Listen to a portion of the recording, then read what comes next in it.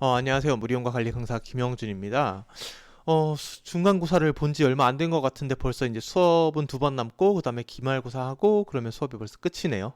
시간이 굉장히 빨리 가는 것 같습니다. 네. 그래서 남은 두 개 수업도 이어서 잘 진행해 보도록 할 건데, 이번 시간에는 이제 물의 민영화라는 주제로 이제 수업을 진행해 보려고 해요. 우리가 민영화 관련돼서는 사실 요즘 별로 얘기가 안 나오는데, 사실 정권이 이제 바뀌고 나서 이제 어떻게 보면 이제 국민의힘이라는 보수 정권이 들어왔잖아요. 그리고 국민의힘이라는 보수 정권이 들어오는데, 그 보수 정권은 아무래도 이제 민영화나 약간 시장 위주의 정책 이런 걸 또 강조하다 보니까 이제 민영화 얘기가 많이 뉴스 보도가 됐었어요. 그래서 윤석열 정부가 전력시장 민영화를 본격화하냐, 그리고 전력 산업인 민영화를 저지하겠다, 반대쪽에서는 또 그런 얘기도 하고, 또 이런 걸 또 민심이 안 좋으니까 전기 철도 등 민영화 계획 없다, 그러고 산업장관은 가스공간 민영화 계획 없다, 전기요금 현실화는 필요하다, 이런 식으로 이제 민영화 관련돼서 이제 추진 하나 했을 때 야당에서는 당연히 반대를 하고, 그 외에 이제 정부 관계자들도 민영화 우리 안 할 거다, 이런 식으로 이야기가 나오고 있는 뉴스 보도가 있죠.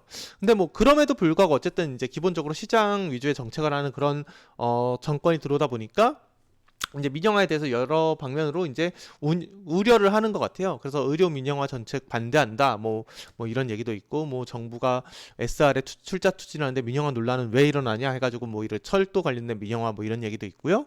그 다음에 또 언론정보학회에서 YTN 민영화는 수탈적 사유하다, 절차 중단해야 된다, 이렇게 민영화 얘기가 여러 가지 나오죠. 그래서 어쨌든 이때까지 이제 뉴스 보도 제가 보여드린 걸 보시면 전기를 민영화냐 마냐, 철도를 민영화하느냐 마느냐, 방송국, 의료, 다양한 얘기가 나오는데, 의외로 전 세계적으로 굉장히 민영화가 잘 많이 이루어지고 있으면서도 우리나라에서 아직 안 되고 있는 분야에 대해서는 한마디도 없죠. 그게 바로 물입니다. 의외로 민영화 대상에서 물의 존재는 사실 잘 언급이 되지가 않고 있어요. 그래서 이런 거와 관련해서 오늘 좀 물과 관련돼서 이제 물과 이제 돈 내는 거, 물 이용 요금 역사, 그다음에 이렇게 어떻게 이런 것들이 이제 바뀌어와서 우리가 왜 돈에 물을 내기 시작했는지, 이런 역사를 말씀드리고, 그와 동시에 우리나라에서는 어떻게 되고 있는지도 마지막에 이제 간단하게 붙일 예정인데, 먼저 물 이용 요금의 역사에 대해서 이제 하나하나 말씀드리려고 해요. 아시다시피 물이 중요하다는 거는 우리가 굳이 언급하지 않아도 얘기를 알고 있죠. 그래서 우리나라래. 우리 몸 전체 약 70%가 물이라고 하는데, 이건 우리 몸 부피가 아니고 이제 무게 중심입니다. 물 자체가 워낙 무거워가지고 우리 몸 체중이 한 70%가 물이라는 게 이제 정확한 표현이고요. 그리고 하루 평균 필요 수분이 2리터라고 하는데, 그렇다고 해서 하루에 2리터씩 물을 마실 필요가 있는 건 아니고요. 그냥 음식에 있는 수분이나 그냥 마시는 물이나 이거 합쳐서 2리터가 필요하다고 합니다. 어쨌든 그리고 물은 우리 몸에 들어와서 영양소 소화 흡수를 돕고, 내장 움직임을 매끄럽게 해주고, 또 찌꺼기나 이런 노폐물을 배출하는 걸 도와주고, 또 체온 조절을 도와주고, 약간 이렇게 여러 가지 역할을 하죠. 그것뿐만 아니라 이제 물이 부족하면은 1% 부족하면은 갈증이 일어나고, 2% 부족하면은 약간 불쾌감에, 중압감에, 식욕 상실도 일어나고, 점점 증상이 심해지다가 11%가 부족하게 되면은 일사병이나 혼수 상태가 오게 되고, 12%가 부족하면 이제 사망까지 초래하게 됩니다. 어쨌든 이렇게 물은 우리에게 어쨌든 꼭 필요한 거다 보니까 이제 되게 역사적으로 누구나 쉽게 이용할 수 있도록 이렇게 권장되어 오고 관리되어 오기도 했어요. 그래서 이게 이제 아라비아 로렌스라고 1962년도에 나온 영화인데, 잠깐 틀어드리면은, 얘가 이제 로렌스라고 외국인이고 이제 가이드 따라서 같이 사막 여행을 하고 있는데, 이제 목이 마른 거예요. 그래서 목이 말라서 막 헤매고 있다가 우물가를 찾아서 이제 막 달려서 이제 물을 마셨는데, 저 멀리서 그림자가 오는 거죠. 여긴 가이드입니다. 이제 가이드가 있고 저 멀리서 그림자가 오는데, 얘가 좀 오는데 오래 걸려요. 걸려고 좀 넘길게요. 여기 이제 물팔 마시던 우물인데, 낙타 타고 이제 누가 탁탁탁탁탁 하고 오고 있죠. 근데 어쨌든 좀 오래 걸려가지고 이게 이제 누군지 보이니까 이 가이드가 이제 반응을 합니다. 그래서 아이고 큰일 났다 해가지고 막 해서 낙타에서 자기 총을 꺼내려고 하는데, 먼저 이런 엑스트라는 보통 이렇게 원샷 원킬 당하죠. 어쨌든 이렇게 그래서 이 사람은 어쨌든 이 가이드는 죽었는데, 이 친구는 그러고도 한참을 와요. 한참을 와서 내린 다음에, 이게 이게 내 우물이라서 얘를 쏴 죽였다. 그럼 나는 왜 살려두냐? 그러니까 너는 괜찮다. 너는 외부인에서 웰컴이다. 이런 식으로 보통 얘기를 하면 영화인데, You are welcome. 예, You are welcome 하죠. 어쨌든 이게 영화 첫 부분에 나오는 장면이라고 해요. 그래서 어떻게 보면 이제 중동 지역이 워낙 이제 물이 부족하고 그러다 보니까 물과 관련된 소유권에 민감할 수밖에 없고, 그래서 이게 물에 대한 소유권이 명확해서 남의 물을 먹는 거는 이렇게 총까지 쏠 정도로 굉장히 심각한 문제다라는 게 이 영화의 이제 배경이겠죠. 근데 이 영화에서는 정말 물 때문에 정말 잔혹하게 사람을, 마시는 물이 없어서 뭐 마시는 물 구하려는 사람을 잔혹하게 쏴 죽이는 그런 장면이 나왔는데, 실제는 이렇지 않고 이거와 오히려 전혀 달랐다고 합니다. 그래서 물과 관련된 고대 규칙들을 이제 하나하나 살펴볼 건데, 유대교, 여기 이제 사막 한가운데 어쨌든 사막 좀 근처에 있는 지방이죠. 그래서 유대교 같은 경우는 기원전 3000년에 이제 탈무드 후기 문서에서 물은 공유 재산임을 명시했다고 해요. 물은 신이 주신 것이므로 이런 물을 판매하는 것은 신성 모독행위라고 명시하고 있다고 합니다. 단 물이 그냥 쉽게 얻어지는 게 아니라 뭐 파거나 관리하거나 수로도 파야 되고 우물도 파야 되고 뭐 이렇게 어쨌든 노동력이 필요하잖아요. 이렇게 인간의 노동력이 함께 해서 한 거기 때문에 함부로 사용해서는 안 된다는 규칙이 있었다고 해요. 다만 예외가 있는 게, 식수를 필요로 하는 사람에게는 공동체의 일원이든 아니든 최우선적으로 물을 제공했다고 합니다.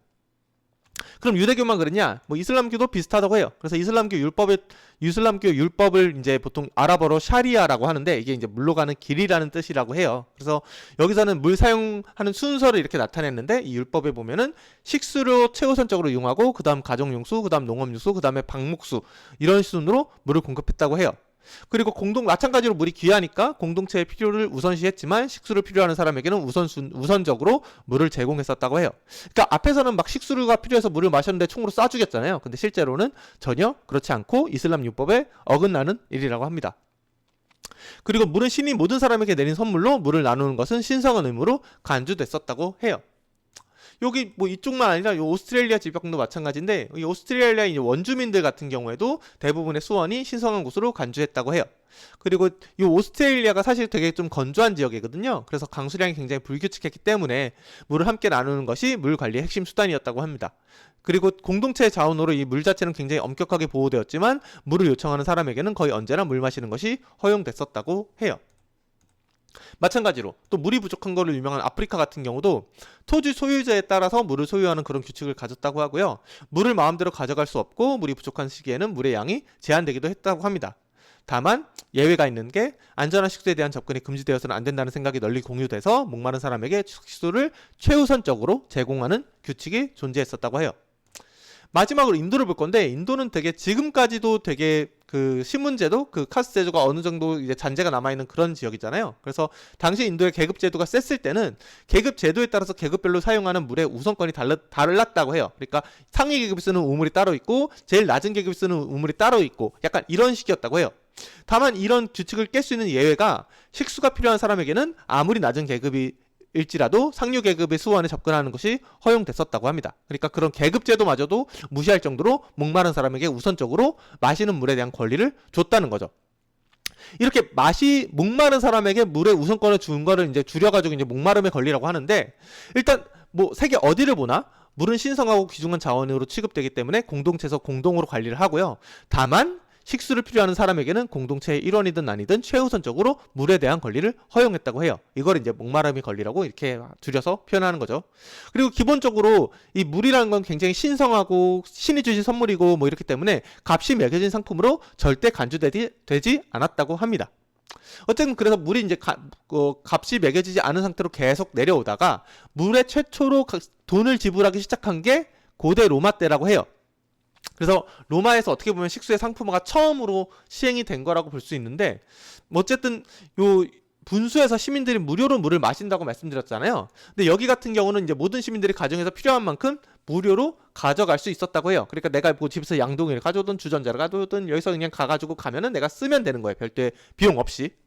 근데 여기 이제 물이 공급될 때 여기 일반 주민들이 쓰는 거 말고 뭐 귀족들이나 산업에서 쓰는 물도 있잖아요. 이렇게 개인적으로 관이 뽑혀서 그 집 마당에 있는 분수로 뿜어져 나오는 요런 물들. 이런 물 같은 경우는 개인 집 가정으로 공급되는 물이기 때문에 백티칼이라는 특별한 물세가 부과되었다고 합니다.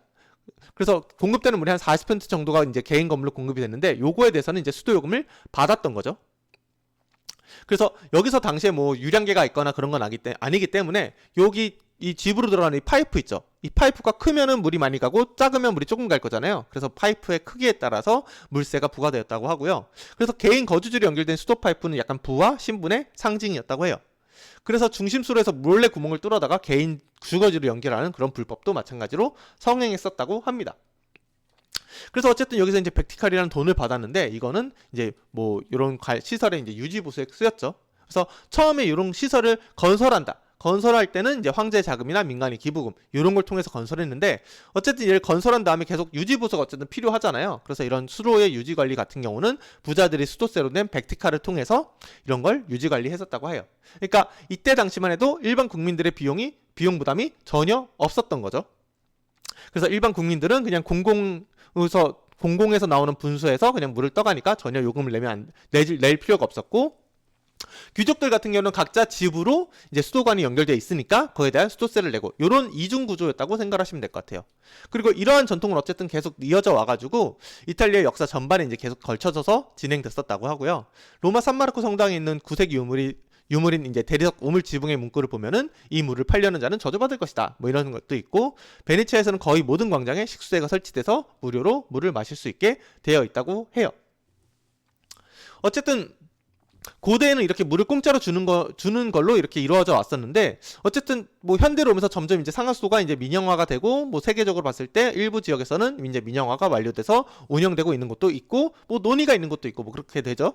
그래서 이 상하수도 민영화 등장의 배경에 대해서 이제 다음에 말씀드리려고 하는데, 어쨌든 우리가 물을 공급할 때 이제 상수원에서 건물로 물을 이렇게 공급해야 되잖아요. 근데 물을 여기서 일로 공급할 때 그냥 여기서 갑자기 뿅 하고 일로 가는 게 아니라 여러 시설들을 설치해야 이제 여기까지 물이 갈 수 있겠죠. 그래서 뭐 댐도 설치해야 되고, 여기 뭐 파이프도 있어야 되고, 여기 정수장도 있어야 되고, 그 다음에 상수 관고도 있어야 결국 건물로 물이 도착을 하죠.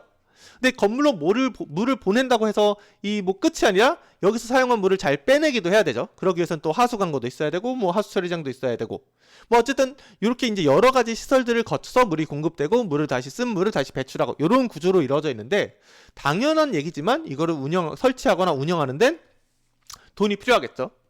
그러다 보니까 아무래도 이거를 제대로 안정적으로 운영하기 위해서는 적절한 규모의 수도요금이 반드시 필요한 상태예요. 뭐 어쨌든 댐에서 이제 펌프 돌리고, 뭐 정수처리장에서 처리하고, 여기서 펌프 돌리고 하는데 다 돈이니까요. 그래서 운영비가 계속 들어가는 만큼 이거에 대해서 마땅한 돈을 지불할 필요는 있는데, 이 적절한 규모의 수도요금을 지금 우리가 받고 있는가를 따졌을 때 사실 우리나라도 그렇진 않거든요. 뭐 옛날 자료에서 2021년까지 나와 있긴 한데, 우리가 실제 수도요금 받는 거랑 생산 원가랑 비교한 표예요. 이런 표를 보면은 2021년 기준으로 그 수도요금은 리터 그 톤당 720원 정도 받고 있는데, 생산 원가, 그러니까 여기 이제 뭐 댐에서 돌리고 파이프에서 펌프 돌리고 여기서 약품 넣고 뭐 이런 모든 과정들을 원가를 따졌을 때 989원이었다는 거예요. 그러니까 현실화율이라고, 이제 실제 우리가 생산하는 데 든 비용에 비해서 이제 수도요금 받는 거를 현실화율이라고 하는데, 이게 72%밖에 안 돼요. 그러니까 우리가 물을 공급할 때마다 계속 이제 수도를 공급하는 뭐 수장공사가 됐던 사업소가 됐던 이런 데서는 계속 적자를 보고 있는 거죠. 그러니까 적자를 보면서 물을 공급하고 있는 거죠. 어쨌든 이렇게 계속 적자 보면서 물을 공급하고 있다 보니까 당연하게 수도 사업을 위한 재원이 부족하죠. 수도 사업을 위한 재원이 부족하다 보니까 당장 이거 유지 보수도 안 되는데 시설 확장이나 뭐 개선이나 뭐 교체나 이런 거 당연히 불가능하겠죠. 계속 시설이 낡으면서 쇠퇴하고 있고, 이걸 막기 위해서 이제 세금을 별도로 이제 투입하고 있는 그런 실정이라고 보시면 될 것 같아요. 뭐 어쨌든 이런 거를 이제 타개하기 위해서 이제 최근에 뭐 서울 수도요금이 뭐 3년간 40% 오른다, 뭐 9년 만에 인상이다, 뭐 이런 식으로 해가지고 수도요금을 인상하려고 하는 거고요. 뭐 물가마저 오른다, 뭐 상수요금 17만 원의 최대 상승, 이런 식의 이제 기사가 나오게 되는 거죠. 근데 어쨌든 이런 걸 할 수밖에 없는 게, 이런 걸 뭐 어쨌든 우리가 관을 이제 잘 관리해서 깨끗한 물을 공급받기 위해서는 관 세척도 주기적으로 해줘야 되고, 노후관은 교체해줘야 되는데, 어쨌든 돈이 없으면 이런 게 불가능하잖아요. 그래서 어쨌든 이런 수도요금의 인상이 뭐 어떻게 보면 되게 좀 반드시 필요한 그런 상황이죠.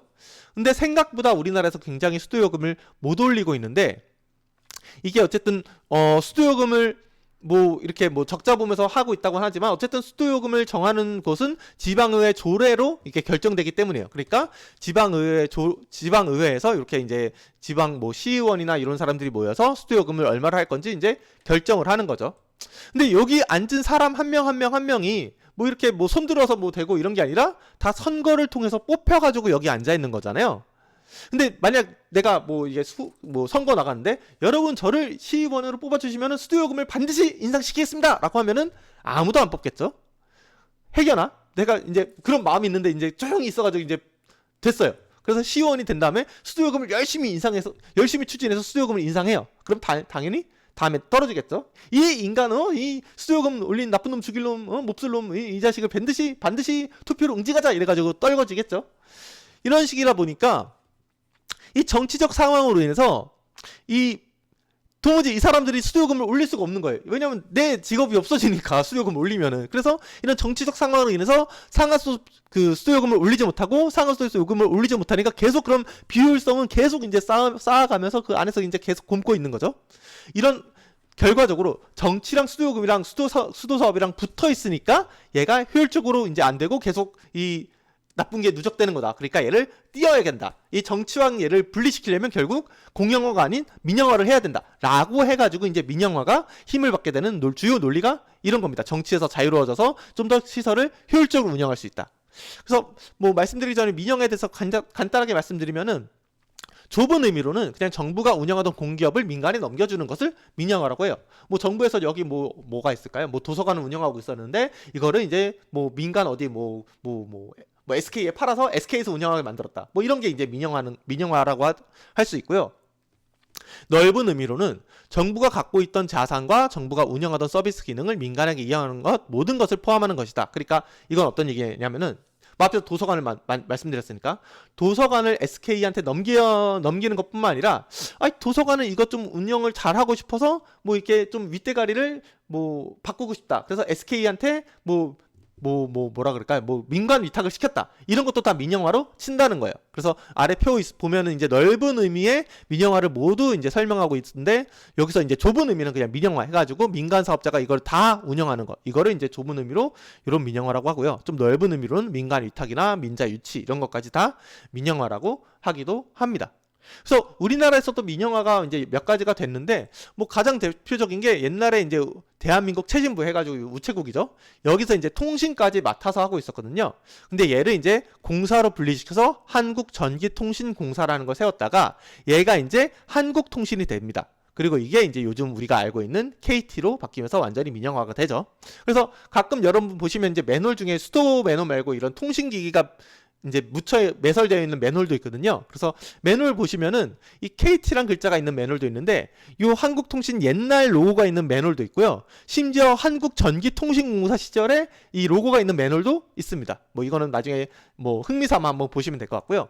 뭐 이거 외에도 우리나라에 옛날에 전매청이라고 이런 걸 해서 이제 담배나 인삼을 이때 정부에서 다 팔았는데 이걸 담배 인삼 공사로 분리시킨 다음에 이거를 이제 KTNG라는 형태로 이제 민영화를 시켰죠.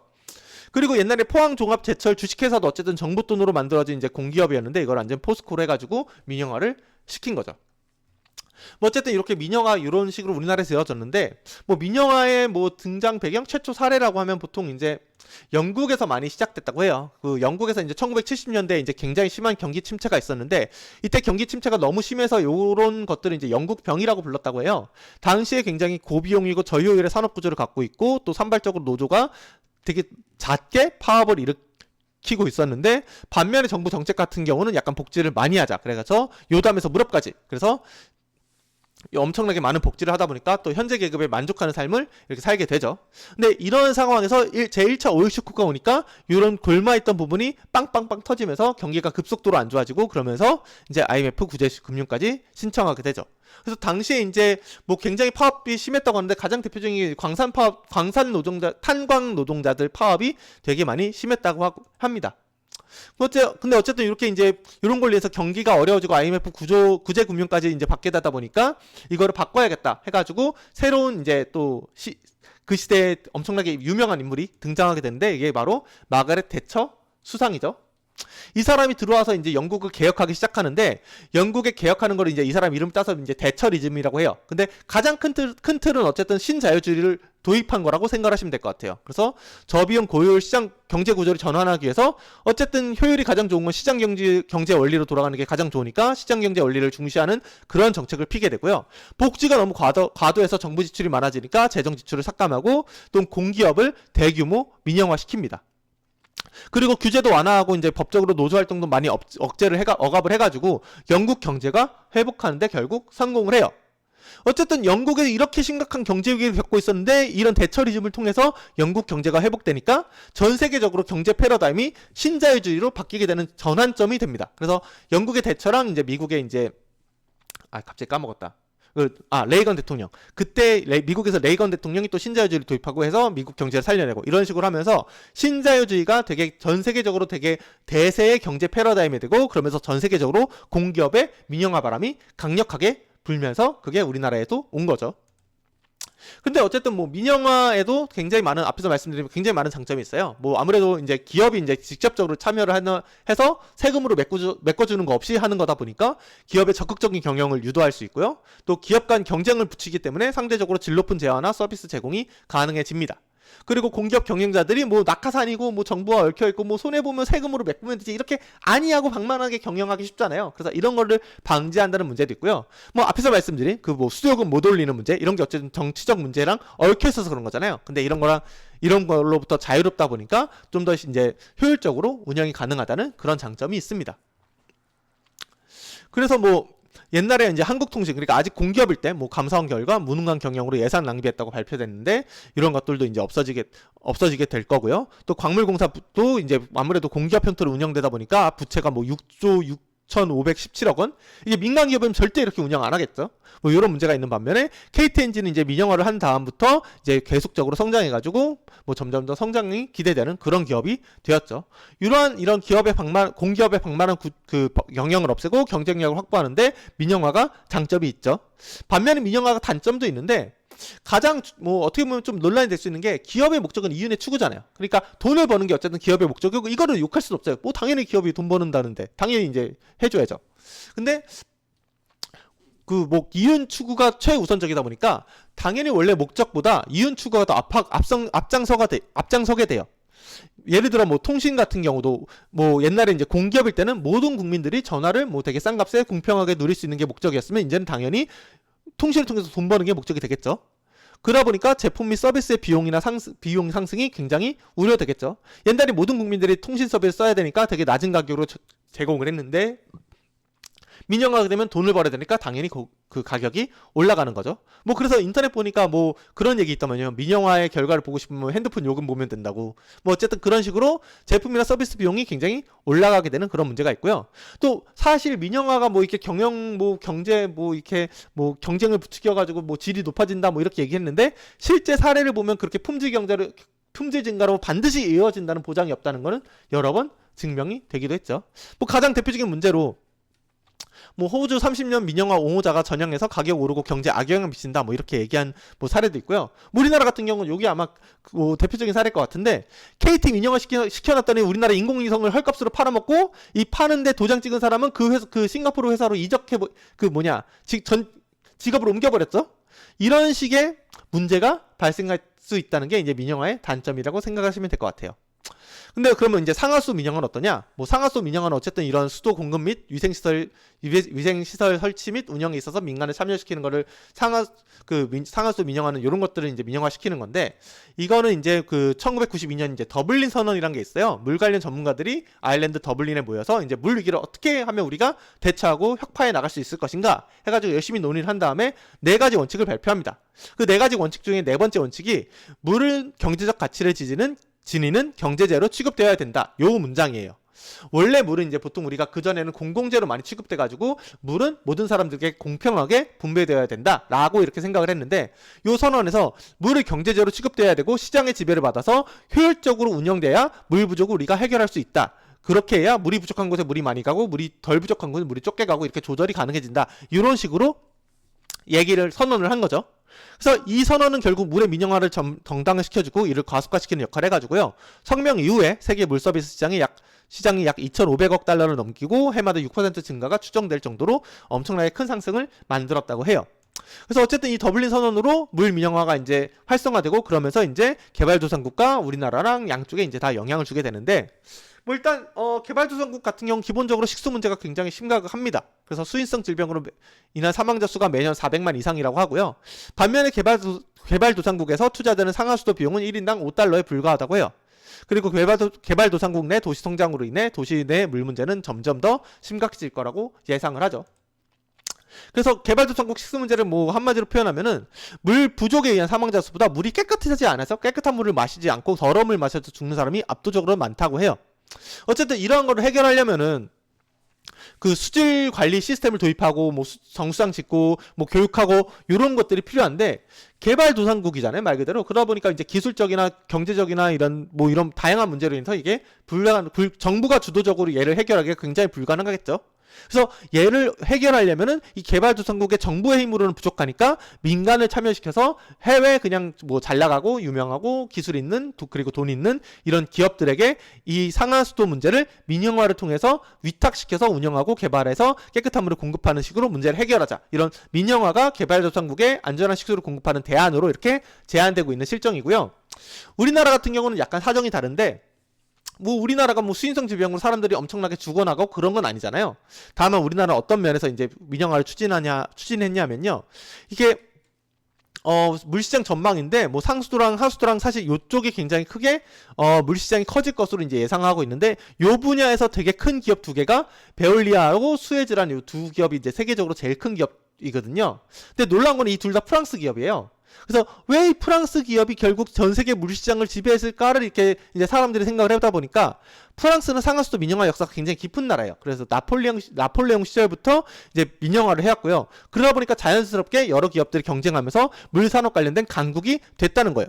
그래서 이러한 거를 그대로 우리나라에 가져왔을 때 우리나라도 물산업 경쟁력을 키우기 위해서는 민영화가 필요하다라고 이제 여러 정책을 결정하는 사람들이 이런 생각을 한 거죠. 뭐 실제로 뭐 각국 상하수도 같은 경우는 되게 뭐 서로 다른 형태로 발전돼서 운영되어 있고 있긴 해요. 뭐 이렇게 민영화 바람이 거셈에도 불구하고. 그래서 영국이나 프랑스 같은 경우는 되게 민영화의 대표적인 사례고, 뭐 일본이나 미국 같은 경우는 정부에서 그냥 공공 운영되고 있고요. 뭐 네덜란드랑 벨기에 같은 경우는 공사 형태에 의한 운영 사례를 가지고 있다고 합니다. 그래서 각 나라별로 이렇게 시설을 누가 소유하느냐, 시설 운영은 누가 하느냐, 뭐 이런 식으로 굉장히 다양한 사례를 가지고 이렇게 운영되고 있다고 보시면 될 것 같습니다.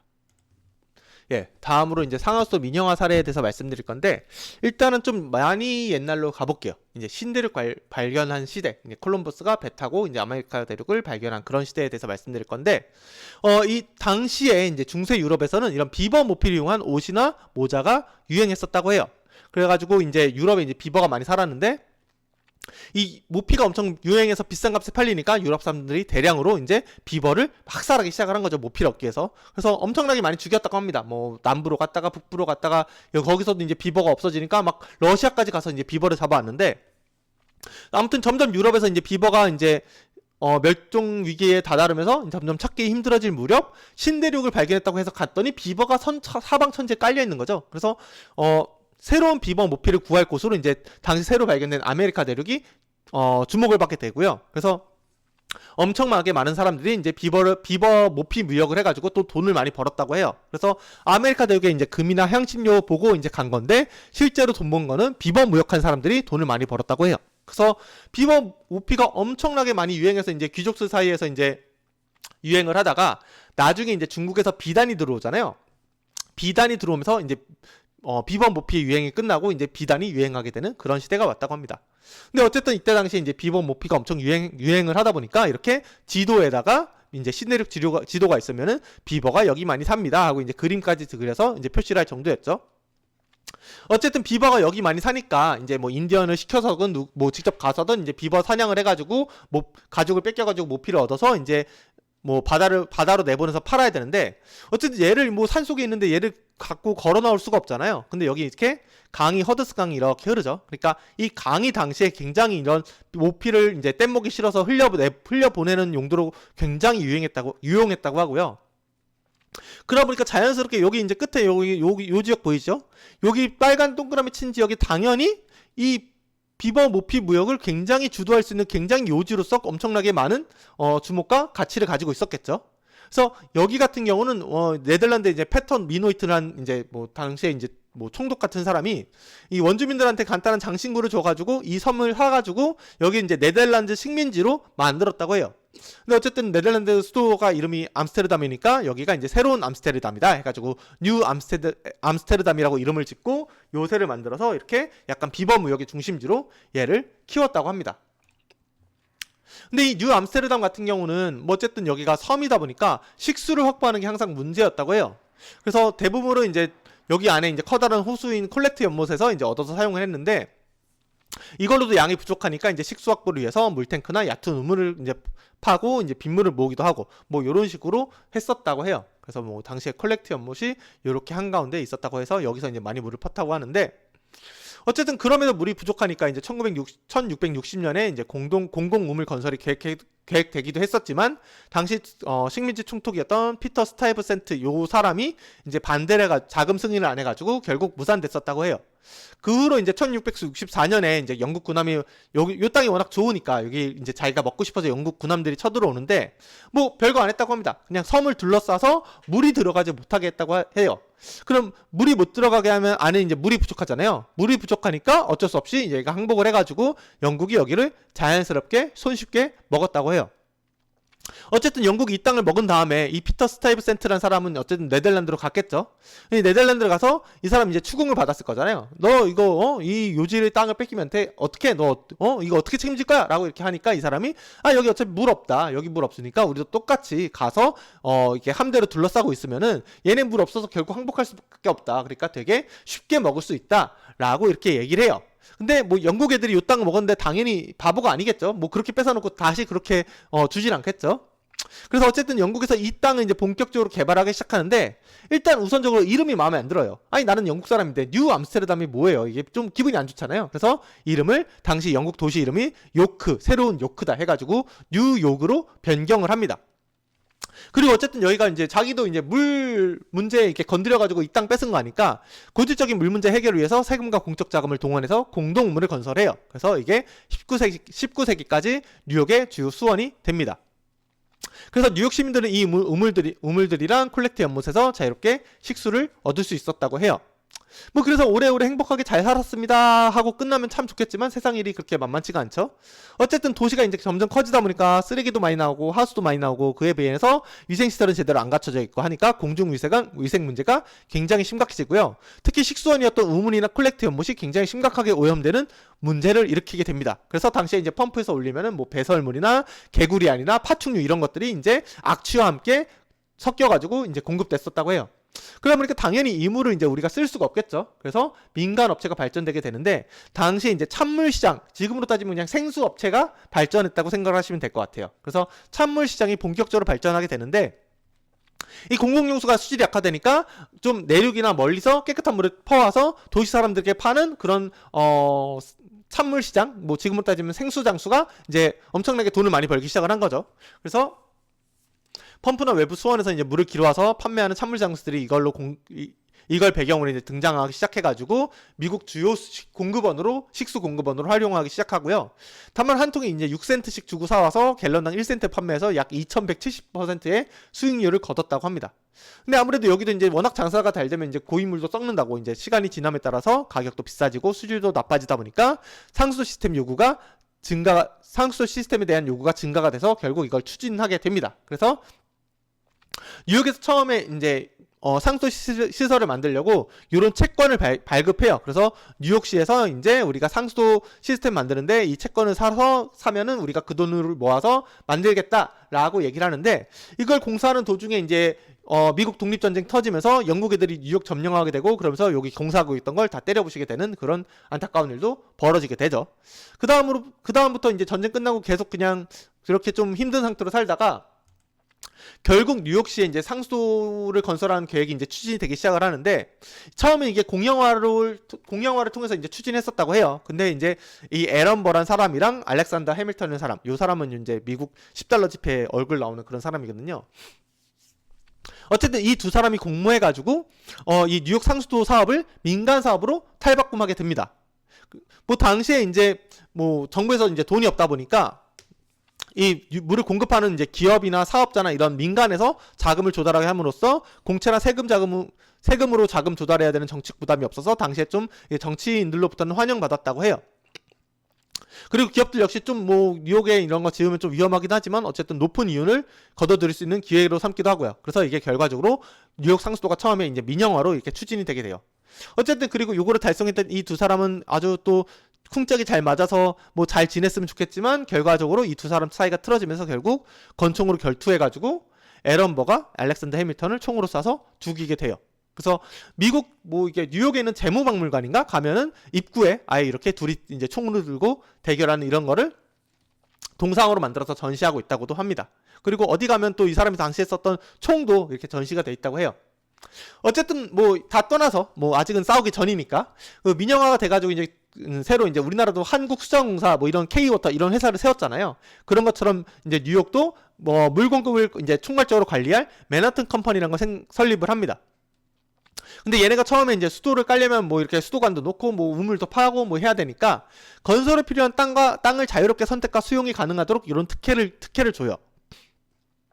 근데 어쨌든 이런 특혜를 준 만큼 이 회사에서 이제 상수도관을 설치하고 뭐 수도를 설치하고 공급하고 하면서 뭐 파이프 설치에 의해서 망가진 거리 당연히 보수해야 될 거고 뭐 소방용물도 무상으로 제공을 해야 될 거고 수도요금 승인을 또 정부로부터 받아야 될 거고 또 회계감사도 당연히 받아야 될 것 같은데 특혜로서 이런 것들을 다 면제를 해줘요. 그래서 이런 관련 의무를 일체에 면제해주고요. 오로지 유일한 의무로 상기 도시에 깨끗 거주하면서 상기 회사가 요구하는 조건대로 공급받기를 동의하는 모든 시민들에게 깨끗하고 건강한 물을 지속적으로 공급해야 한다. 딱 요 의무 하나만 줬습니다. 되게 어떻게 보면 되게 느슨하고 되게 선의에 기댄 그런 의무인 거죠. 그리고 뭐 그런 얘기 많이 나오는데 사람의 선의에 기대하면 그 일은 망한다고 보통 얘기를 하잖아요. 그래서 맨하튼 컴퍼니가 실제 운영이 되는데 어쨌든 처음에 이제 수도관이나 뭐 우물 파고 뭐 해야 되니까 돈을 모아서 자본금 200만 달러를 모아서 줬잖아요. 근데 오로지 여기에 10%만 상수도에 투자했다고 합니다. 그 10%도 어디 멀리 있는 깨끗한 물을 가져온 게 아니라 이미 32년 동안 심각하게 오염된 콜렉트 연못에 물을 끌어다 오기 위한 파이프 37km 설치하는 게 다였다고 해요.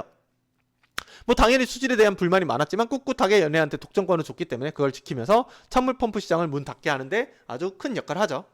근데 어쨌든 돈 받았는데 10%만 상수도에 투자했고 90% 남았잖아요. 그 90%는 수익성 좋은 금융업에 투자합니다. 뭐 대출해주고 이자 받고 뭐 이런 것들. 그래서 금융업으로 이제 더 잘나 90%를 금융업에 쏟아붓고 이걸로 막 돈을 많이 벌다가 시간이 지나면서 이 물 회사 부분을 이제 파산시켜서 없애버리고 체이스 맨하튼 은행으로 거듭나게 돼요. 이게 이제 현재 JP 모건 체이스 은행의 모태거든요. 그래서 처음에 받은 돈을 이렇게 상수관만 깔다가 나머지 90% 돈으로 돈놀이만 하다가 결국 이거 없애고 은행 만들어서 은행 운영하다가 지금의 JP 모건 체이스 은행이 요렇게 됐다고 보시면 돼요. 그러니까 당연히 뭐 뉴욕의 상수도 민영화에 의한 상수도 시스템은 당연히 뭐 운영이 잘 안 됐고 결과적으로 망했겠죠. 어쨌든 뉴욕은 이렇게 상수도 민영화했다가 망하고 있는데 옆 동네 필라델피아에 보니까 굉장히 잘 나가고 있는 거예요. 여긴 또 벤자민 프랭클린이 이제 또 큰 역할을 했는데 이 벤자민 프랭클린은 뭐 미국 100달러 지폐에 나온 요 사람이죠.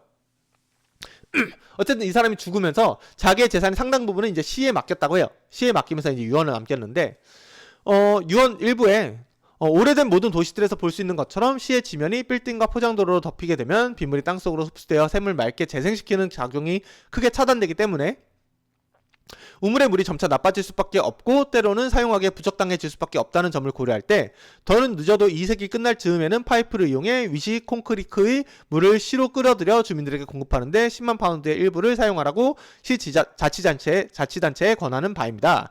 이 크리크의 수면이 우리 시의 수면보다 훨씬 높고 뚝을 쌓아 더 높게 만들 수도 있기 때문에 이것은 큰 어려움 없이 할 수 있을 것이라 생각합니다. 뭐 간단히 얘기하면 내가 남긴 유산의 일부를 써가지고 저 밖에 있는 물 깨끗한 곳에 그 댐 만들고 거기서 이제 파이프 끌어와서 사람들에게 공급해라. 그렇게 깨끗한 물 공급하면 좋을 거다. 뭐 이렇게 얘기를 한 거죠. 뭐 지금으로 따지면 굉장히 당연한 건데 당시 시의 원로들은 이 권고를 무시했대요. 근데 시간이 지나서 또 물에 의해서 이제 황열병이 유행하게 되니까 많은 사람들이 아프게 되고 죽게 되니까 급하게 실행을 하게 되고요. 그래서 필라델피아 상수도가 이제 1801년에 완성이 되고 나서 주민들이 깨끗한 공공용수를 공급할 수 있게 됐죠. 그리고 이를 통해서 필라델피아는 향후 몇십 년 동안 미국 내 전염병들을 상당 부분 피할 수 있었다고 합니다. 옆에 동네 필라델피아가 저렇게 잘 나가니까 당연히 뉴욕도 이제 이거 공영화를 해야겠구나 라는 생각이 들어서 결국 뉴욕도 이제 맨하튼 컴퍼니 도산이랑 필라델피아 성공을 보고 결국 공공상수도 그 건설을 추진하게 되고요. 1838년에 이제 크로톤 수역에 있는 땅을 수용한 뒤에 65km 파이프를 통해 매일 약 3억 6천만 리터의 물을 그 센트럴 파크 저수지로 공급하는 그런 공사를 해가지고 이러한 물 같은 경우는 이제 시민들에게 무료로 나눠줘서 시민들이 쓸 수 있도록 했다고 해요. 다만 이런 공공 분수에서 받아가는 돈은 안 받았는데 집에 직접적으로 연결되는 파이프들도 있을 거잖아요. 이런 파이프 같은 경우에는 이제 돈을 받아서 운영하면서 이제 뉴욕에도 공공 상수도가 들어오게 됐다고 합니다. 근데 이건 어쨌든 조금 옛날 사례고 조금 그나마 뭐 가장 근래 사례이자 좀 유명한 거로 이제 코차밤바의 민영화 사례가 있는데 이 코차밤바는 볼리비아 도시 중 하나예요. 뭐 볼리비아는 이런 유은이 사막, 이 소금 사막으로 유명하죠. 그리고 수도는 라파즈란 곳인데 어쨌든 이 볼리비아는 남미에서 가장 가난한 나라 중 하나고요. 인구의 3분의 2가 빈곤선 아래에 위치하고 있다고 해요. 그리고 코차밤바 주민의 40% 이상이 수돗물 혜택을 받고 있지 못해서 뭐 가난한 사람들이 이런 근교지에 살면서 식수나 생활수를 물 행상인에게 의존하는 삶을 살았다고 해요. 근데 아무래도 수돗물을 받는 사람보다 이런 물 행상인을 통해서 물을 공급받으면 당연히 가격이 더 비싸겠죠. 그래서 이런 수돗물을 공급받는 부자보다 이런 가난한 사람들이 물값으로 최대 10배를 지불하고 있었다고 해요. 근데 이 시를 운영하고 수돗물을 운영하는 사람 입장에서는 이게 또 어쩔 수가 없는 게 우리가 만약에 이제 수돗물을 운영한 사람이고 이제 물을 어디다 공급할지 이제 결정을 해야 돼요. 댐을 지어놨고. 근데 하나는 인구도 많고 산업기반도 많은 이제 대도시. 나머지 하나는 뭐 이렇게 인구도 없고 산업기반도 없는 이런 뭐 산간마을. 그럼 요 둘 중에서 우리가 이제 물을 공급해야 된다고 할 때 어디다 공급해야 될까요? 그럼 당연히 인구도 많고 산업기반도 많은 곳에 물을 공급하고 여기에 물을 공급하지 않는 게 아무래도 좀 더 효율적인 선택이겠죠. 근데 문제는 뭐냐면은 이 대도시의 사람들은 대부분 이제 부자고 이 산간 마을에 사는 사람들은 대부분 가난하다는 거죠. 근데 이 사람들에게 값싸게 수돗물 공급하고 이 사람들에게 공급하지 않으니까 이 사람들이 물값을 더 내야겠죠. 그러니까 가난한 사람들이 식수나 생활수를 위해서 생활수를 물 행상인에게 의존하게 되고 그러면서 수돗물을 공급받는 부자보다 물값을 더 많이 지불해야 되는 약간 그런 아이러니한 상황이 벌어지게 되는 거예요. 어쨌든 이런 상황에서 여기도 물을 어쨌든 공급해야 될 거잖아요. 그래서 민영화를 요걸 통해서 우리 돈이 요것밖에 없으니까 요거는 민영화를 통해서 해보자 해가지고 민영화가 추진되게 되는 건데 이 볼리비아도 이제 1990년대 말에 이제 IMF 구조금융을 받게 되고요. 그중 조건 중 하나로 공기업의 민영화 주문이 있었다고 해요. 그래서 볼리비아 정부에서 물 서비스 향상을 위해서 1990년대 말에 이제 민영화식 계약을 시도하게 되는데 어쨌든 볼리비아 정부가 이제 민영화를 하면서 아무래도 이제 회사를 끌어들여서 상하수도 체계를 운영하게 되면은 수익이 몇 배나 더 발생하게 될 것 같고 또 민간 자본이 물 공급 및 배분 체계 기반 시설을 좀 개선해 줄 것 같고 또 이런 민간 경영이 최대 효율을 보장해 줄 것 같고 또 소비자 요구에도 더 많은 주의를 기울이게 되지 않을까 해가지고 이제 이런 걸 추진하게 된 거죠. 그래서 결과적으로 이제 코차밤바 상하수도 서비스 40년 사용권이 민간 합작회사인 아과스 델 투나리에 주어지게 됩니다. 그래서 이 아과스 델 투나리에서 이제 본격적으로 이제 사업을 시작하는데 이 아과스 델 투나리가 어쨌든 새로 파이프를 매설하고 새로 저수지 파고 수력발전댐 건설하면서 물을 공급하기 위해서 되게 이제 많은 공사들을 해요. 그러면서 엄청나게 많은 비용을 썼겠죠. 근데 이 비용을 충당하기 위해서 회사는 어쨌든 이윤을 얻어야 되잖아요. 그러니까 소비자가 내는 상하수 요금을 대폭으로 인상을 해버립니다. 그래서 인수 몇 주에 2배로 이제 올려버리게 돼요. 그래서 당시 볼리비아 서민층 평균 소득이 이제 60에서 70달러였는데 상하수 요금이 20달러인 거예요. 그러니까 제가 월급을 300만 원 벌면은 100만 원을 수도요금으로 내야 되는 상황인 거죠. 이 수도요금이 너무 높아가지고 소년이 이제 물들어 이제 야외로 나갔다가 악어에게 물려 죽는 사건도 발생하게 되고요. 또 수도요금이 너무 비싸니까 그냥 빗물 받아 마시자 해가지고 빗물을 마시려고 하니까 회사가 이를 법적으로 금지하라고 정부에 압력까지 넣어버리는 그런 사태가 벌어지게 돼요. 이 사람들이 당연히 열받겠죠. 그래서 2000년에 민영화를 반대하는 사람들의 시위가 엄청나게 크게 벌어지게 됩니다. 그래서 뭐 아과스 델투라니 고우홈 먹어 있고 여기 델투라니 여기 표지판 막 부시고 있죠. 그래서 어쨌든 민영화 시위가 이제 굉장히 크게 되고요. 이때 이 사건을 배경으로 만든 영화가 이제 007 퀀텀 오브 솔러스라고 해요. 제가 이 영화를 직접적으로 보진 않았는데 어쨌든 이때 이거를 배경으로 만든 영화라고 합니다. 어쨌든 이때 민영화 시위가 굉장히 이제 발생하게 됐는데 처음에는 이제 뭐 강제로 이제 막기 시작을 하죠. 그래서 2000년 1월에서 2월에 파업, 뭐 운송 거부 등의 시위가 진행되니까 경찰력을 동원하게 되는데 이때 175명이나 부상을 당하고 2명이 실명하게 되는 그런 문제가 발생하게 돼요. 이런 일이 발생하면 당연히 시위가 더 격화되겠죠. 그래서 4월에 시위가 격화되게 되니까 또 계엄령 선포하고 라디오 방송국이 점거되게 돼요. 근데 그럼에도 불구하고 어쨌든 얘를 진정시키지 못하고 시위가 점점 격해지고 전국적으로 확산되니까 결국 정부가 항복 선언을 하고 이런 아과스 델 투날이 이제 컨소시엄 퇴진하고 공공기관에서 물 관리하는 것으로 이제 합의를 하게 됩니다. 그래서 어쨌든 이 시위를 통해서 어쨌든 승리를 했잖아요. 그래서 시위 중에 이제 풀뿌리 단체들이 모여서 언론에 공동 성명을 발표한 게 있는데 이게 이제 코차밤바 선언이라고 합니다. 그래서 이 말에 따르면은 물은 인간의 근본적인 권리이고 모든 정부는 이 공공재를 보호해야 한다. 따라서 물은 상업화되어서도 안 되고 사유화되어서도 안 되며 상업적 목적으로 거래되어서도 안 된다. 라고 이렇게 선언을 하게 됩니다. 뭐 어쨌든 이렇게 해가지고 뭐 잘 끝나면 좋은데 뭐 어쨌든 뭐 컨소시엄 중 하나였던 벡텔이 이제 소송을 제기하게 되는데 요거 소송 제기로 이제 국제적인 비난을 받게 됩니다. 그리고 뭐 결과적으로 재판도 잘 안 돼가지고 2006년에 보상금으로 딱 400원 받고 끝났어요. 대신에 또 문제가 뭐냐면은 여기 엄청나게 많은 사람들이 시위에 참여를 했잖아요. 이 시위에 참여했는데 이제는 시위 끝나고 공영화 하겠습니다. 땅땅땅 하고 끝나고 이제 해산하면 좋은데 그거 내가 한번 해보겠습니다 하고 이제 시위했던 사람들이 이제 대거 이제 공기업이 일하겠다고 지원을 한 거죠. 그래서 문제가 뭐냐면은 이런 사람들 다 받아주다 보니까 인원이 이제 기존의 3배로 증가하게 됐다고 해요. 당연히 인원은 엄청나게 커졌으니까 인건비는 많이 드는데 지금 물값이 높아서 시위가 일어난 거잖아요. 그러니까 물값은 이제 못 올리죠. 그러니까 물값은 낮은 상태로 유지하게 돼요. 인원은 3배로 늘어서 인건비도 3배로 늘었는데 물값은 높이지 못하니까 당연히 시설 개선할 수 있는 재정이 없겠죠. 그래서 공영화가 되고 나서 이제 물 부족이나 단수 현상이 많이 일어나게 되고 이로 인해서 아까 물 행상인들에 의해서 물 사 먹었다고 했잖아요. 그러한 것들이 또 일어나게 되고 그러면서 이런 생수업자의 수입이 현저하게 증가하게 되는 그런 상태가 벌어지게 됐다고 합니다. 뭐 이거는 이제 참고하시라고 가져온 건데 이런 뭐 물 기업들이 이제 뭐 나라에서 민영화를 하고 있는데 요런 이 나라에서 들어가서 했다가 이제 매각하고 이제 종료하고 계약이 종료되고 요런 이제 수많은 사례들이 이제 현재 많이 일어나고 있다고 보시면 될 것 같아요. 그러니까 민영화가 이제 많이 끝나고 이제 공영화로 돌아가는 경우가 이렇게 많이 발생하고 있는 거죠. 근데 뭐 꼭 민영화가 반드시 안 좋은 평가를 받는 건 아니고요. 좋은 평가를 받는 것도 있다고 해요. 그래서 뭐 그중 하나로 이제 아르헨티나에서의 민영화 같은 경우는 그래도 비교적 성공한 사례라고 알려져 있는데 여기 같은 경우는 물관리 공기업이 거대화되고 비효율화되면서 노후배관으로 누수율이 60%가 됐다고 해요. 그러니까 물을 100 공급하면은 60이 그냥 땅으로 새고 40만 이제 소비자한테 간 거죠. 그리고 조직이 비효율적이고 불규칙적으로 구성될 뿐만 아니라 뭐 뇌물이나 인기 전술이나 무단 점거나 각종 문제가 많다 보니까 많은 사람들이 찬성해가지고 민영화가 진행됐었다고 해요. 그래서 1990년도에 국제통화기금과 세계은행 원조를 받아서 대규모 민영화가 착수하게 되고 10년 후에 아르헨티나 지자체의 약 3분의 1이 급수시설을 민영화하게 되는데 뭐 여기는 일단 긍정적 평가랑 부정적 평가가 갈리긴 합니다. 뭐 긍정적 평가 같은 경우는 뭐 수질이나 수압이 개선이 됐고 뭐 단수 발생 빈도가 감소하게 되고 상하수도망이 어쨌든 전국으로 깔리면서 가난한 지역까지 확대가 되고 그러면서 어린이들이 이제 깨끗한 물을 마실 수 있게 되면서 사망률이 5에서 10% 감소했다고 해요. 그래서 대학 연구자들 같은 경우에는 아르헨티나 물 민영화에 되게 찬성하고 잘한 사업이다라고 이렇게 평가를 한다고 합니다. 반면에 이거에 대해서 부정적 평가를 하는 사람도 있는데 어쨌든 민영화를 통해서 이제 요금이 인상되고 요금 미납자에 대해서는 단수 조치가 너무 칼같이 이루어져서 너무한다 약간 이런 것도 있고요. 그리고 어쨌든 여기에 투자했던 이제 기업 투자들이 엄청나게 많은 이윤을 거둬가게 되고 또 이런 이윤을 유지하기 위해서 얘네들이 이제 정치권이랑 합쳐서 뇌물이나 부패 문제가 발생하기도 했어요.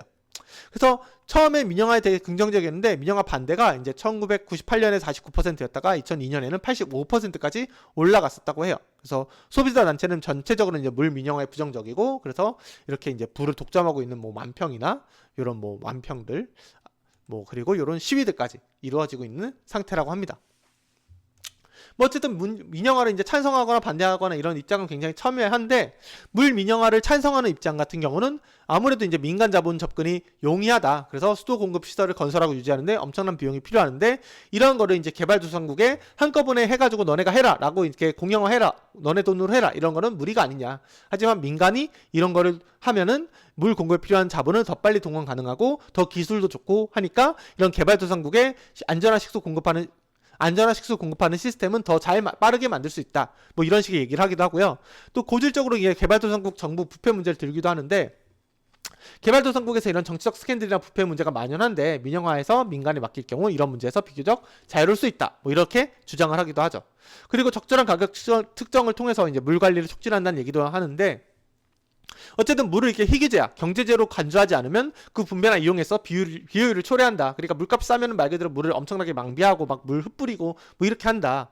즉 가격이 싸면은 과소비를 초래하므로 적절한 가격 측정이 필요한데, 이 정부 같은 경우는 너네 뭐 수요금 못 올리지 않냐. 근데 민간으로 넘기면은 적절한 가격을 측정할 수 있기 때문에 굉장히 물 관리를 촉진할 수 있다. 이런 식으로 민영화를 찬성하기도 하는 거죠. 뭐 그래서 뭐 우리나라에서 민영화가 옛날에 좀 이렇게 일어나기도 했는데, 뭐 이런 것들이 이제 워낙 반대가 심하니까 뭐 부딪히긴 합니다. 근데 그에 반해 이제 민영화를 반대하는 입장에서는 이제 몇 가지 문제를 드는데, 그중 하나가 이제 총비용 회수의 문제예요. 이 뭐냐면은 어쨌든 기업의 목적은 이윤을 추구하는 거잖아요. 돈을 버는 게 목적이잖아요.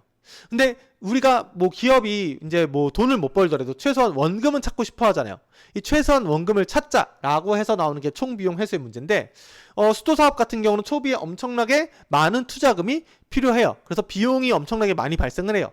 그 다음에 이제 매달, 매년 혹은 뭐 이렇게 수도요금을 받으면서 이거를 조금씩 받아서 얘를 이제 충당하고 나중에 이윤을 창출하는 그런 구조로 이제 수익 구조가 짜여 있는데, 여기가 이제 안정적인 선진국이라던가 뭐 안정적인 나라면은 한 뭐 10년, 20년, 30년 운영할 수 있지 해가지고 그냥 이거 10년, 20년, 30년 보면서 운영을 할 수 있어요. 근데 여기가 개발도상국이면 보통 이게 정치적으로 불안정하잖아요. 그러니까 언제 이렇게 갑자기 꽝 하고 뭐 쿠데타가 터질지, 전쟁이 터질지, 그래서 이 이후에 우리의 운영권이 날아갈지 모르는 거예요. 이러한 리스크를 감안할 때 이 회사 입장에서는 어쨌든 이 초기에 들어간 비용은 빨리 회수하고 싶으니까 수도요금을 올리겠죠.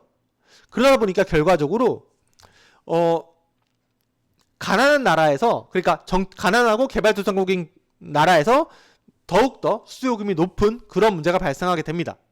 총비용 회수 목적에 따라서 운영할 경우에 물값이 이렇게 큰 폭으로 인상하게 되고요. 특히 정치적으로 불안정한 나라에서는 더욱더 큰 폭으로 인상하게 되고, 따라서 민영화 이후에 이런 낙후된 공동체 같은 경우는 물값이 워낙 많이 올라가니까 더 어려워져요.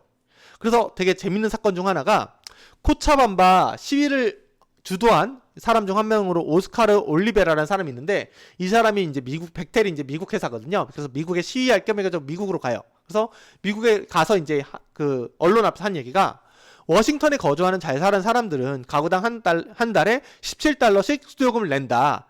그런데 왜 코차밤바의 가난한 사람들에게는 20에서 30달러씩 받아갔어야 했냐라고 물어요. 그러니까 아니 워싱턴 너네 잘 사는 애들한테 17달러씩 받으면 돼. 우리 가난한 사람들에게 왜 더 비싸게 받냐? 라고 묻는 건데, 이 총비용 회수 문제에서 이 관점으로 보면은 워싱턴 같은 경우는 갑자기 뭐 이렇게 쿠데타나 전쟁이 날 가능성이 매우 낮잖아요.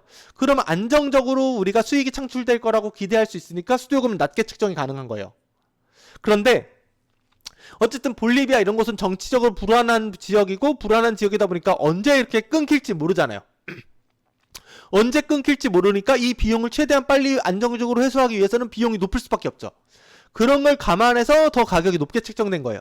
그러니까 구조적으로 어쩔 수 없는 문제인데, 사실 감정적으로 접근하면은 부자가 저금 내고 뭐 가난한 사람들이 더 많이 받고 이건 너무한 거 아니냐라고 이렇게 또 접근도 가능한 거죠. 어쨌든 이거는 민영화를 하면서 어쩔 수 없이 딸려오는 그런 문제이긴 한데, 이런 문제점이 있다, 이런 거 알려주시면 될 것 같고요. 또 하나, 또 더 큰 문제 중 하나가 이제 독과점 문제인데, 만약에 회사 A가 이런 데 가가지고 이제 수돗물 민영화를 시작했다고 할게요. 그럼 엄청나게 초기에 이제 대규모 수혈 투자의 비용이 들었겠죠.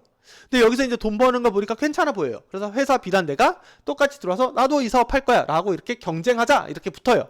그래서 나도 초기 투자 엄청나게 하고 이제 이렇게 돈 벌 거야 라고 했는데, 이 뭐 물을 공급하는 사람 수가 갑자기 인구가 2배로 느는 게 아니잖아요. 그러면 이 A 회사랑 B 회사랑 시장을 나눠 먹게 되겠죠. 나눠 먹게 되면은 당연히 수익이 둘 다 줄어들게 되겠죠. 그러니까 이러한 관점에서 봤을 때 이 수돗물을 통해서 엄청나게 회사가 많은 이윤을 벌고 있다고 해도 다른 회사가 들어올 수가 없잖아요. 다른 애가 들어오면 이렇게 이윤이 같이 줄어버리니까 수익성이 안 나기 시작을 해버리니까요. 그러니까 자연스럽게 B라는 회사는 당연히 여기 사업에 안 들어오려고 하겠죠. 안 들어오려고 하니까 A라는 회사가 얘를 계속 운영하게 되고 자연스럽게 이제 독점이 발생하게 되겠죠. 이처럼 물 산업에 있어서는 되게 독과점이 발생하기 되게 쉬운 구조로 되어 있기 때문에 민영화할 경우 그 회사가 당연하게 이제 독점을 하게 되는 그런 문제가 되는, 독점을 하게 되고, 독점을 하다 보니까 마음대로 이제 운영하고 마음대로 수도요금을 정하고 이런 문제가 발생하게 되는 거죠. 어쨌든 뭐 이러한 걸 바탕으로 해가지고 물 관리를 옹호하는 선언들이 여러 개 나왔는데, 뭐 아까 말씀드린 이제 2000년에 코차밤바 선언에서 물은 기본적인 권리자 공공재다 뭐 이렇게 이제 선언을 해가지고 전 세계적으로 물에 대한 시장 논리, 혹 뭐 물에 대해서 이제 시장이냐 뭐 아니면 권리냐 뭐 이런 논쟁을 촉발시킨 사건이라고 보시면 될 것 같고요. 2002년 유엔의 경제사회문화적 권리위원회에서 채택된 일반 논평 15호를 보면은 물에 대한 권리는 이제 독립적인 인권으로 인정을 합니다. 그래서 물에 대한 권리를 개인과 가정의 사용을 위해 충분하고 안전하며 용인될 만하고 물리적으로 접근 가능하며 감당할 만한 물로 정의를 해요. 근데 여기서 이제 감당할 만한이라는 게 공짜를 의미하지 않겠죠. 그래서 물에 대한 권리를 옹호하는 사람들은 가난한 사람에게는 공짜로 공급할 것을 주장해서 요거를 수정해라 라고 얘기를 하기도 했었다고 해요. 그리고 2010년 유엔 총회에서는 이제 깨끗하고 안전한 식수 및 위생 설비에 대한 권리를 생명과 모든 인권을 충분히 증가하는 데 불가결한 인권이다라고 선언한 결의안을 채택하게 됩니다.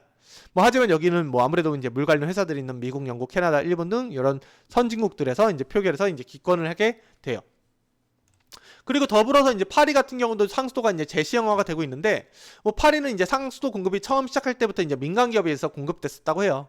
이러한 전통이 이어져서 이제 1985년 급배수 업무가 25년 동안 두 개의 두 개의 기업에 이제 외주화돼서 운영돼가지고, 세느강 오른쪽은 콤파니 데주 드 파리라고 이제 베올리아 자회사가 이제 운영하게 됐고, 세느강 왼쪽은 우에포르스라고 이제 수에즈의 자회사가 이제 둘 다 프랑스 회사죠. 여기서 이제 운영이 되고 있었는데, 프랑스 소비자 단체에서 이제 적정 물값이라는 걸 이제 원가 계산해서 해보니까 얘네들이 과도하게 요금받고 있다는 게 이제 밝혀진 거예요. 그래서 1985년에서 2005년까지 프랑스 물가가 약 30% 오르는 동안 물값이 250%나 올랐고, 그의 소비자에게는 다른 소비자와 달리 이제 선택권이 없었다라고 이렇게 소비자 단체가 이야기를 합니다.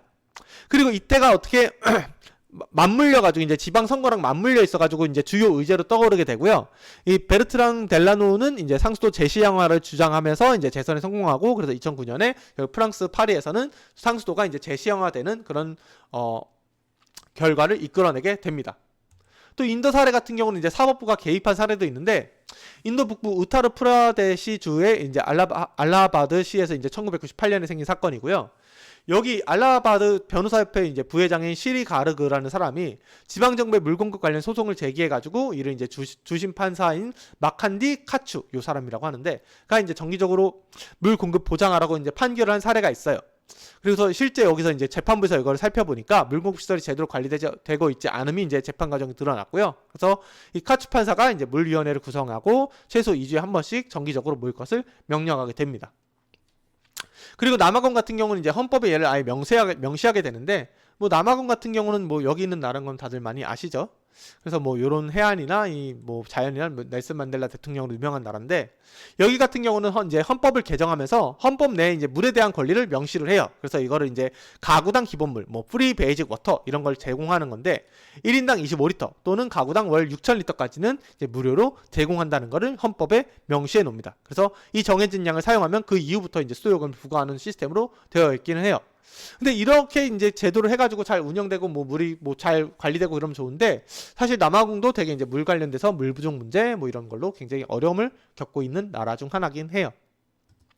마지막으로 라오스 사례인데, 라오스 같은 경우는 아무래도 이제 좀 개발도상국이고 좀 못 사는 나라고 이러다 보니까 주인들에게 이제 안전한 물을 충분히 공급할 수 있는 기술이나 인프라가 없는 거예요. 여기 전기가 맨날 허구한 날 이제 정전되고 뭐 이러다 보니까 정수장을 안정적으로 운영할 수가 없어요. 그래서 아예 여기서 뭐 어떻게 하냐면은 지하수를 퍼가지고 정수장에서 이제 운영을 해가지고 그 수돗물을 이제 그 사람들에게 공급을 하는데, 수도관으로 공급되는 수돗물은 비움용으로 공급을 해요. 그래서 아예 정부에서 여러분들 수돗물은 절대 마시지 마세요라고 홍보를 합니다. 그래서 이 물은 뭐 설거지나 빨래나 이런 허드렛 물로 쓰고요. 뭐 여기서 처리된 물은 이제 고도정부 처리시설, 뭐 정부에서 운영하거나 민간에서 운영하는 이런 고도정부 처리시설로 보내서 이런 정수기 통 있잖아요. 그런데 담아가지고 배달을 합니다. 그래서 음용수를 이렇게 배달해서 따로 공급하는, 아니면 민간에서 이제 판매하는 이런 식으로 아예 이원화시켜서 운영을 하고 있어요. 마지막으로 이제 국내에서 상수도 운영을 이제 말씀드리면서 수업을 마칠 건데, 국내 상수도 민영화는 사실 좀 어느 정도 비슷한 일이 이제 추진된 적이 있어요. 그래서 2007년도 물산업 육성 5개년 계획, 여기서 이제 노무현 정부 때 있었던 건데, 물산업 경쟁력 강화, 그리고 앞서 말씀드린 이제 수자원공사가 이제 비올레아나 수에즈처럼 돼야 되지 않겠냐 해가지고 해외 진출을 위한 계획으로서 민영화를 지자체가 선택 가능한 옵션으로 적시하게 되고요. 2008년도에 이제 물산업지원법 입법을 예고하는데, 이건 이명박 정부에서 한 거거든요. 그러니까 여기서 이제 굳이 이 대통령 이름을 쓴 이유는 여야 가르지 않고 했었다. 이 둘 다 그런 거를 꿈꿔왔다. 뭐 이런 걸 보여드리려고 일부러 적어놓은 거고요. 어쨌든 2007년도 이제 여기 물산업 육성 5개년 계획을 이제 여기 했잖아요. 이걸 아예 법제화시키는 내용을 물산업지원법으로 만들어서 얘를 입법 예고를 하게 됩니다. 그래서 이거 주요 내용이 민간기업인 상수도 운영관리법인 설립에 참여할 수 있도록 하는데 99%까지 출자 가능하도록 해놔요. 그러니까 사실상 민영화를 거의 가능하게 해놓은 거죠. 그래서 민영화 가능한 게 한 거 아니냐 해가지고 국민들이 거세게 반발해가지고 철회를 하게 됩니다. 그래서 대신에 이제 대안으로 나온 게 지자체가 100% 출자해서 수도관리 법인을 세우고 이 법인을 민간에 위탁해서 운영할 수 있도록 하게 해놔요. 약간 그러니까 좀 뒷길을 이제 만들어 놓은 건데, 뭐 정부 측 주장에 따르면은 이미 기반 시설에 설치돼서 인프라 개선 위한 투자는 이제 필요가 거의 없어지게 되고, 이런 구조를 해놓으면은 지방자치단체에서 요금을 결정하기 때문에 뭐 요금이 갑자기 폭등하거나 이런 일도 없을 거다. 그리고 어쨌든 수자원공사가 이제 좋은 경쟁자로서 존재하기 때문에 이 수자원공사에서도 할 수 있는 것보다 더 좋은 조건 아니면 아예 진입조차 안 되는 거 아니냐. 그리고 해외 시장 진출을 위한 물산업 육성을 위해서는 이렇게 민간이 어느 정도 참여할 수 있는 길을 열어두는 게 필요하다라고 이렇게 정부는 얘기하고요. 반면에 이제 이거 민영화 하려고 하는 거 아니냐라고 이렇게 반대하는 입장에서는, 수도를 민영화한 모든 사례에서 이제 요금이 폭등한다, 세계 곳곳에서 또 민영화 신청을 실패를 했다, 뭐 이런 건 이제 기업만 배불리는 법안이기 때문에 그 법안일 뿐만 아니라 뭐 세계 물시장 진출한다고 하는데, 결국 뭐 세계 물시장 진출해가지고 너네들이 다른 나라에 가가지고 뭐 수돗물 물값 받겠다는 건데, 그럼 그 나라 수도 민영화 해가지고 그 나라 사람들 물 고통 주는 거 아니냐. 그러니까 이런 걸 하면 안 된다라고 이렇게 반대를 하고 있죠. 어쨌든 우리나라 같은 경우는 뭐 민영화 관련해서는 뭐 처음에 물산업 육성 대책 뭐 불필요한 뭐 왜 없애야 해가지고 이 노무현 대통령 시절에 이제 뭐 이런 기사가 나오기도 했고요. 그래서 청와대에서 물산업지원법 보류하겠다 뭐 해가, 이거 이명박 정부 때 얘기죠. 그래서 수도 민영화 여론이 악화돼가지고 부담을 느껴서 이건 했다. 그리고 물산업지원법을 민간 출자 조항을 아예 민영화로 오해했기 때문에 뭐 삭제하겠다 뭐 이런 이야기가 나오기도 했고요. 그럼에도 불구하고 결국적으로 여론을 반전시키지 못해서 물산업지원법이 아예 9월에 입법 예고 방침이 철회되기도 했습니다. 그래서 현재 이제 우리나라 뭐 상수도 운영 현황을 보면은 시설 소유는 어쨌든 지방자치단체에서 하고 있어요. 근데 이 시설을 운영하는 데 있어서는 지방자치단체가 하는 것도 있는데, 얘를 수탁하고 있는 것도 있거든요. 그래서 지방자치단체에서 하고 있는 거는 뭐 서울시 상수도 사업본부란 걸 만들어서 하고 있고, 뭐 부산시 상수도 사업본부란 걸 만들어서 하고 있는데, 위탁하고 있는 곳은 이제 뭐 수자원공사나 다른 기업이나 이런 데서 이제 위탁 운영하고 있는데, 예를 들어 수자원공사 같은 경우는 총 22개 지자체 수탁 운영 중이고요. 이렇게 수탁 운영할 수 있는 법적 근거가 수도법 23조라고 해요. 그래서 여기 보면은 수탁기관으로, 뭐 지방직영기업공사 공단, 환경관리공단, 뭐 한국수자원공사, 뭐 수도법 시행령 제36조에서 정한 민간업체 이렇게 되어 있거든요. 그러니까 이 민간업체는 이제 토목회사나 엔지니어링 회사나 뭐 기술사 사무소 등도 참여 가능하다 이렇게 되어 있는데, 결국 얘네한테 이거 넘기는 것만 민영화 아니냐라고 이렇게 또 의심하는 사람들은 의심하고 있는 그런 상태죠. 그래서 이제 실제로 뉴스 기사에서 설마 했던 물민영화 이미 시작됐다 해가지고 2012년에 이런 기사가 나오기도 했고요. 뭐 상수도를 팔아치우고 있다, 그것도 아주 은밀하게 해가지고 이런 식의 수자원 뭐 위탁 지자체 증가 추세고 2030년에 전국 5개 권역 통합 예정이고, 그래서 가장 은밀한 민영화가 지금 물 관련돼서 진행되고 있다, 이런 식의 기사가 나오기도 했습니다. 근데 지방 그 정부 입장에서 또 살펴보면은 지방 뭐 자치단체 같은 경우는 뭐 인구 감소고 뭐고 해가지고 되게 어쨌든 재정이 열악하잖아요. 뭐 이런 상태에서 어쨌든 유술 개선이나 이런 노후관 교체나 이런 걸 위해서는 계속 이제 돈을 들여야 되는데 지역 주민 반대로 요금을 못 올리잖아요. 그러다 보니까 당연히 돈이 없겠죠. 그러다 보니까 재정이 계속 약화되고 이러다 보니까 외부 돈을 끌어올 필요가 있는데 이 외부 돈으로서 이제 수자원공사 자금을 이제 이용해가지고 위탁이나 수탁을 많이 하고 있는 상태죠. 그리고 아무래도 향후 인구 감소나 뭐 재정 지출 중대, 뭐 복지 비용이나 이런 거, 노령 인구 증가에 따른 복지 비용 증가 같은 거 이런 걸로 인해서 이제 재정이 점점 더 어려워진 지자체가 많아질 거기 때문에 민간 위탁 비율은 점점 높아질 걸로 예측되고 있긴 해요. 근데 이거 민간 위탁을 한다고 해서 무조건 뭐 또 좋은 게 아닌 게 실제 양주시에서 이런 되게 심각한 문제가 생긴 적이 있거든요. 그래서 2008년도에 수자원공사에 이제 상수도를 위탁을 했는데 4년 운영 4년 운영해 보니까 재정도 악화될 뿐만 아니라 수도요금은 올라갔어요. 그래서 직영 때보다 예산이 2,193억이나 더 투입하게 되고요. 반면에 유수율은 90.5%에서 84.4%로 더 낮아지게 됩니다. 그러니까 그러니까 수자원공사에 위탁 운영을 했는데 오히려 더 안 좋아진 거죠. 이렇게 4년 해봤는데 안 좋아지니까 수자원공사에 계약 해지를 통보했는데 이 수자원공사에서 당연히 야 우리 계약인데 왜 너 해? 너네 법적으로 법정 가볼까 해가지고 소송 가게 되고 소송에서 양주시가 패배를 하게 돼요. 그래서 수자원공사가 양주시의 상수도 위탁 해지에 승소해가지고 계속 이제 가고 있는 이런 안타까운 상황도 벌어지게 되죠. 네, 그래서 민영화에 대한 이야기는 여기까지 마치려고 합니다. 네, 다들 수업 들으시느라 고생 많으셨습니다. 감사합니다.